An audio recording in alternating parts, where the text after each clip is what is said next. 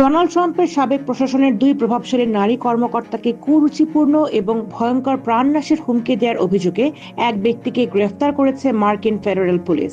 সাবেক স্বরাষ্ট্রমন্ত্রী ক্রিস্টি নোম এবং সাবেক অ্যাটর্নি জেনারেল পাম বন্ডিকে টার্গেট করে সামাজিক যোগাযোগ মাধ্যমে একের পর এক হুমকি দেওয়ার দায়ে অভিযুক্ত করা হয়েছে জর্জিয়ার বাসিন্দা এলিয়ট ওভেন থ্রোয়ারকে।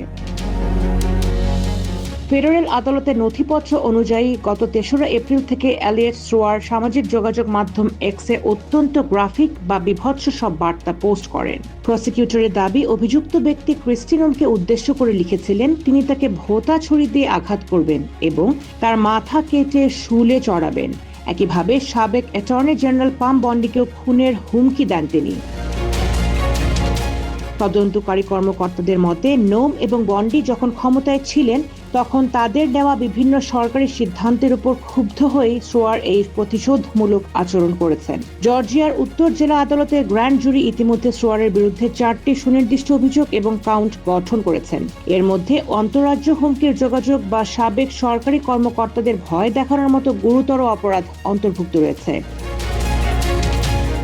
আমেরিকান আইন অনুযায়ী রাজনৈতিক মতাদর্শ ভিন্ন হতে পারে, কিন্তু সেই সূত্র ধরে কাউকে হত্যার বা শারীরিক আঘাতের হুমকি দেয়া গুরুতর ফেডারেল অপরাধ। এই ঘটনাটি আবারও প্রমাণ করল যে সোশ্যাল মিডিয়ায় দেওয়া কোনো পোস্ট বা কমেন্ট আপনার জন্য কারাগারের দরজা খুলে দিতে পারে।